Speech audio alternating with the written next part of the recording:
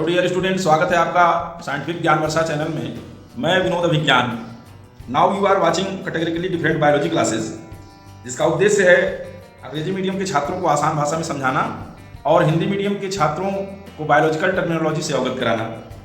आज की इस वीडियो में हम जो फर्टिलाइजेशन इवेंट है उसके बारे में जानेंगे और साथ ही साथ जो डबल फर्टिलाइजेशन है उसके बारे में जानेंगे। निषेचन और दोहरा निषेचन क्या है, तो आप जानें कि पिछले वीडियो में हम आपको बता चुके हैं कि माइक्रोस्पोर पॉलन ग्रेन्स ये पॉलिनेशन के द्वारा ये पहुंचते हैं फीमेल सेक्स ऑर्गन के स्टिग्मा पर और यहाँ पे ये पहुंच करके यहाँ पर उपस्थित जो शुगर है और जो कार्बनिक अम्ल हैं तमाम, और इसके द्वारा जो फीमेल सेक्स ऑर्गन के द्वारा जो स्रावित एंजाइम है, इनके कारण से यहाँ पे जो पॉलन ग्रेन है इसमें पराग नलिका निकलती है और यहाँ पे प्लेसेंटा से लगा हुआ ओव्यूल पाया जाता है। अब ये धीरे धीरे आगे बढ़ते हैं। इसमें हम पॉलिनेशन भी बता चुके हैं आपको एक वीडियो में। उसके बाद फर्टिलाइजेशन की क्रिया को आंशिक रूप से समझाया है। हमने आपको बताया है कि माइक्रोस्पोर के अंदर ट्यूब न्यूक्लियस और जनरेटिव न्यूक्लियस, दो प्रकार के न्यूक्लियस का यहाँ पे निर्माण होता है और ट्यूब न्यूक्लियस ये पॉलन ट्यूब बनाता है और ये आगे आगे बढ़ता है। पीछे पीछे जो जनरेटिव न्यूक्लियस हैं, जनन केंद्रक, वो आगे बढ़ते हैं और उसके बाद उसके अंदर फिर से माइटोटिकली डिवीजन होता है और वह एक न्यूक्लियस जो है वह एक न्यूक्लियस दो न्यूक्लियस में डिवाइड हो जाता है, जिसको स्पर्मेटोजेनेसिस कहते हैं। वही मेल गैमीट है। पॉलन ग्रेन के अंदर मेल गैमीट रहता है। वह मेल गैमीट इस पराग नलिका के माध्यम से धीरे धीरे आगे बढ़ता है और थोड़ी दूर आने के बाद ये पराग नलिका के अंदर जो ट्यूब न्यूक्लियस हैं वो डिजॉल्व हो जाते हैं, समाप्त हो जाते हैं। दो जनन केंद्र को धारण करने वाली यह जो है पराग नलिका धीरे धीरे आगे बढ़ती है। तो ये यहाँ से भी प्रवेश कर सकती है, जो चलाजल एंड है जिसको चलाजोगैमी बोलते हैं। ये बीच से भी प्रवेश कर सकती है ओव्यूल के अंदर, जिसको मीजोगैमी बोलते हैं। और अधिकांशतः यह नीचे से ये जो माइक्रोपाइल है, एक छिद्र है, इसके द्वारा यह प्रवेश करती है। तो जो आप यहाँ पे देखें ये एम्ब्रियो सैक है और हमने आपको मेगास्पोरोजेनेसिस में ये बता दिया है कि किस तरह से यह जो है 8 न्यूक्लिएटेड 7 सेल्ड स्ट्रक्चर बनाते हैं। इसमें ये रचना मेगास्पोरोजेनेसिस के वीडियो में हमने आपको बताया है कि किस तरह से 8 केंद्रक और 7 कोशिकाओं वाली यह रचना एम्ब्रियो सैक की ये बन के तैयार होती है यहाँ पे ओव्यूल के अंदर। और ये जो पराग नलिका है या पॉलन ट्यूब है, अब ये कहीं से प्रवेश करके, चाहे ऊपर से चलाजा की ओर से और चाहे नीचे माइक्रोपाइल की तरफ से या मीजोगैमी होता है इसमें, इसकी तरफ से ये प्रवेश कर सकता है। ये जो ओव्यूल हैं, ये ओव्यूल इनका जो लगने का क्रम है प्लेसेंटा पर, वो कई प्रकार से लगे होते हैं और उसको हम यदि जाने तो आर्थोट्रापस एक प्रकार है जिसमें ओव्यूल इस तरह से आप देखेंगे, ये माइक्रोपाइल और चलाजा और जो इसमें एम्ब्रियो सैक है एक सीध में पाए जाते हैं आर्थोट्रापस में। और दूसरा जो है वो है एनाट्रापस। ये हम आपको बता रहे हैं ओव्यूल कैसे लगे होते हैं, किस तरीके से प्लेसेंटा से।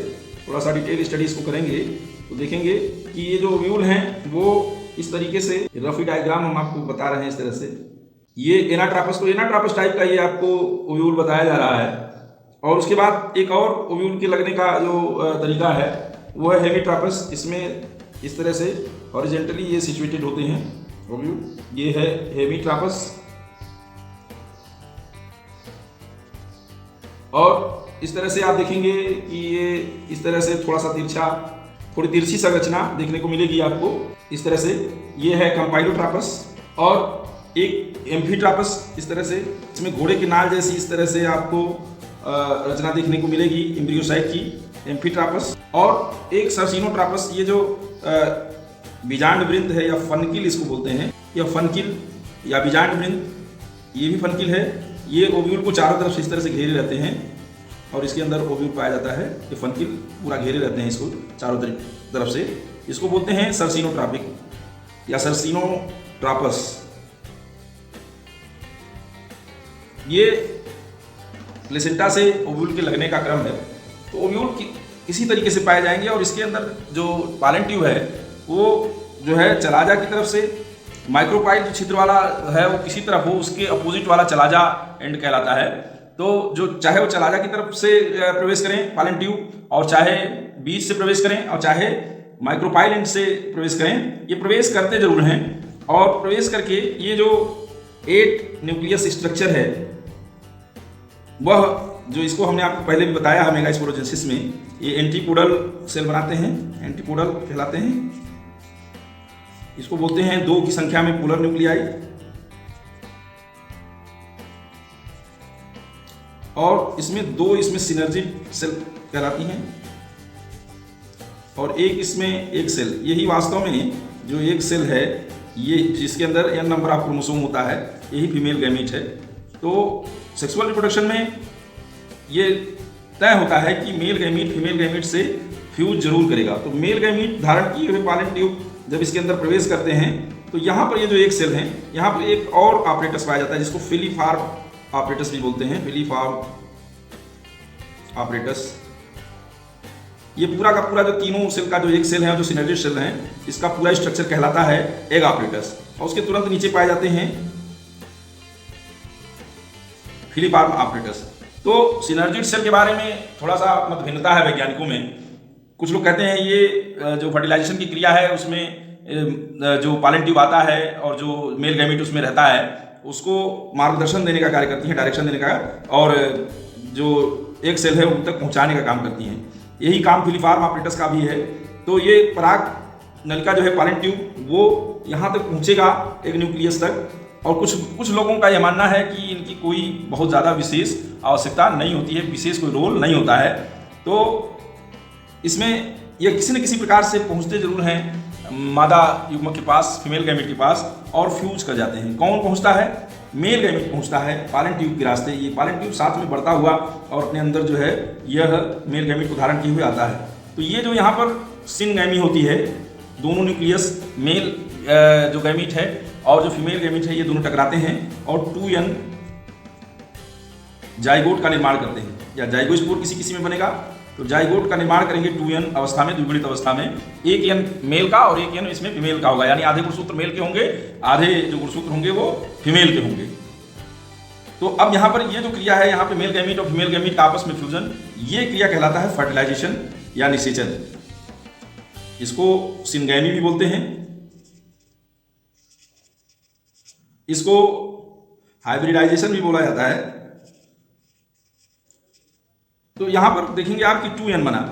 अब एक जो मेल गैमीट है वो इससे टकरा करके फ्यूजन करके जाइगोट का निर्माण कर चुके, तो दूसरा कहाँ गया? दूसरा यहाँ इससे जो पोलर न्यूक्लियाई हैं, ये एक n धारण किए हुए जो है यह न्यूक्लियस मेल गैमीट वाला, और यह भी n है, यह भी n है, क्योंकि मेगास्पोर में हमने आपको बता दिया था कि किस तरह से ये 8 न्यूक्लियस वाला जो एम्ब्रियो सैक बन करके तैयार होगा और तैयार होगा फर्टिलाइजेशन के लिए। तो जो दूसरा वाला जनरेटिव न्यूक्लियस है, जो n नंबर ऑफ क्रोमोसोम धारण करता है, ये टकराते हैं। तो ये आप देखेंगे कि एक n इसका, एक n इसका, एक n इसका, ये ट्रिपल n 3n वाली संरचना बनाती है, और यह भ्रूणकोश बनाता है या एंडोस्पर्म बनाता है। नाम से यह स्पष्ट है कि भ्रूण का पोषण करने वाला भ्रूणकोश, एंडोस्पर्म, यानी जो ये यहाँ पे ये जो मेल और फीमेल गैमीट टकरा करके जो एम्ब्रियो बनेगा, जाइगोट जो बाद में डेवलप होकर के एम्ब्रियो बनेंगे, उसको ये फीडबैक देने का काम करते हैं भ्रूणकोश, एंडोस्पर्म। तो आप कहीं कहीं ये पूछा जाता है कि क्या अंतर है भ्रूणकोश, हिंदी मीडियम के छात्रों से पूछा जाता है, भ्रूणकोश में थोड़ा सा कंफ्यूज कराया जाता है उनको। तो आप देखें कि ये पूरा का पूरा भ्रूणकोश है, और ये जो ट्रिपल n वाली संरचना, जो ट्रिपल फ्यूजन भी इसको बोलते हैं, ट्रिपल फ्यूजन, और इसी क्रिया को बोलते हैं डबल फर्टिलाइजेशन। डबल फर्टिलाइजेशन, जो ट्रिपल फ्यूजन है वही डबल फर्टिलाइजेशन है। और डबल फर्टिलाइजेशन आप देख रहे होंगे कि ये जो पहला न्यूक्लियस इससे टकराया, निषेचन की क्रिया हुई, ये यहाँ पे आके दूसरा वाला यहाँ टकरा रहा है, यानी कि 2 बार निषेचन की क्रिया हो रही है, दोहरा निषेचन है ये। तो इसको कहते हैं ट्रिपल फ्यूजन। ट्रिपल फ्यूजन इस नाते कि इसमें 3n जो है वाले न्यूक्लियस आपस में टकराते हैं, इस कारण से इसको ट्रिपल फ्यूजन बोलते हैं। और वो दूसरा वाला न्यूक्लियस इससे टकराता है, इस नाते इसको दोहरा निषेचन बोलते हैं, डबल फर्टिलाइजेशन बोलते हैं। तो इस तरह से आप देखेंगे कि ये चीज़ें जो है फर्टिलाइजेशन और डबल फर्टिलाइजेशन आपको समझाया गया। अब कुछ चीज़ें और आप देख लें कि आउट ब्रीडिंग डिवाइसेस क्या चीज़ है। वही प्रजनन युक्तियाँ, होता यह है कि बहुत सारे जो फ्लावर हैं वो हर्माफ्रोडाइट होते हैं। हर्माफ्रोडाइट माने दोनों सेक्स ऑर्गन एक ही पुष्प में पाए जाते हैं। बाइसेक्सुअल भी कह सकते हैं, यानी मेल और फीमेल सेक्स ऑर्गन एक ही पुष्प में पाया जाना। तो जब मेल और फीमेल एक ही पुष्प में पाए जाते हैं तो बहुत सारी संभावना रहती है कि उनके अंदर स्वयुग्मन हो, ऑटोगैमी हो।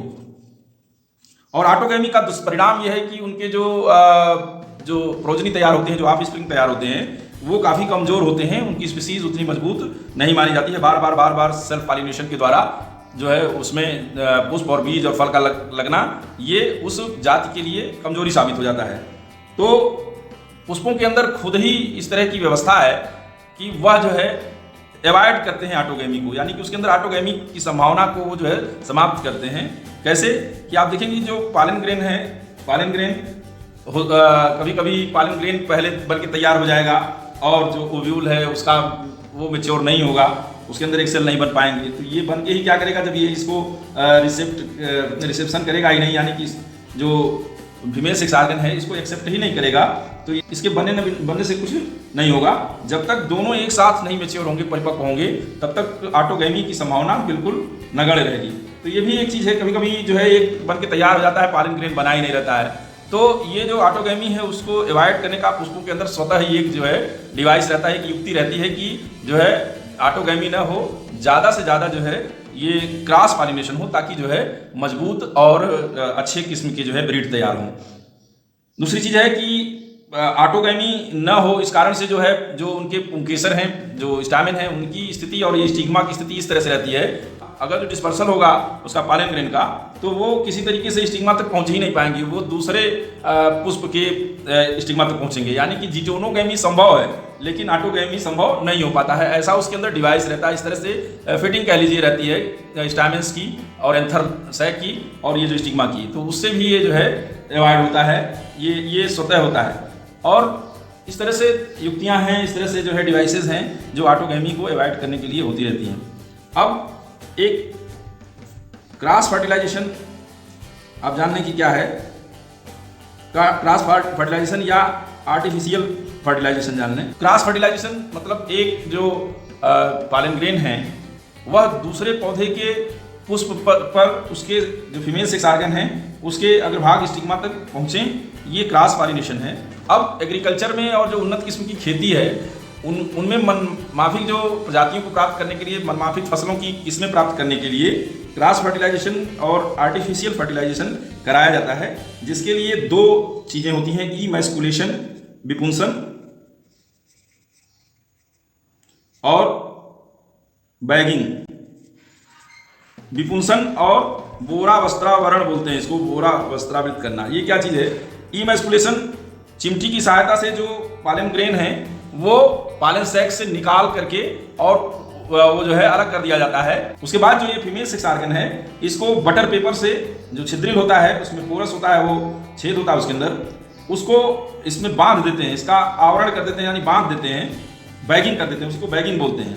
और जब यह मैच्योर हो जाता है और पालन ग्रेन को रिसीव करने के लिए इसके अंदर कैपेबिलिटी आ जाती है, तब इसको खोला जाता है और जो मैच्योर पालन ग्रेन है उनको यहाँ तक आर्टिफिशियली पहुंचाया जाता है और उसके बाद ये जो है फर्टिलाइजेशन की क्रिया प्रारंभ होती है। उसमें जो है पालन ट्यूब निकलता है और मेल गैमेट पहुंचता है और निषेचन और दोहरा निषेचन की क्रिया होती है। पालन ग्रेन के अंदर विकास को आपको देखना हो तो 10% शुगर घोल में एक कांच के स्लाइड पर, शीशे की स्लाइड पर 10% जो है शुगर सोल्यूशन ले लें, उसमें आप इसको रखें, पालन ग्रेन को, चाहे चना हो, मटर हो, तमाम जो है उसके पालन ग्रेन को यहाँ पे निकाल करके रखें। तो उसमें 15 से 30 मिनट के अंदर अगर उसको माइक्रोस्कोप से देखें तो इसके अंदर जो है पालन ट्यूब डेवलप होते हुए आप देख सकते हैं माइक्रोस्कोप की सहायता से। ये वीडियो आपको कैसा लगा अपना कमेंट बॉक्स में जरूर दें। इस वीडियो को लाइक करें और साइंटिफिक ज्ञान वर्षा चैनल अभी तक अगर सब्सक्राइब न किया हो तो सब्सक्राइब करें, बेल आइकन प्रेस करें ताकि आपको जो है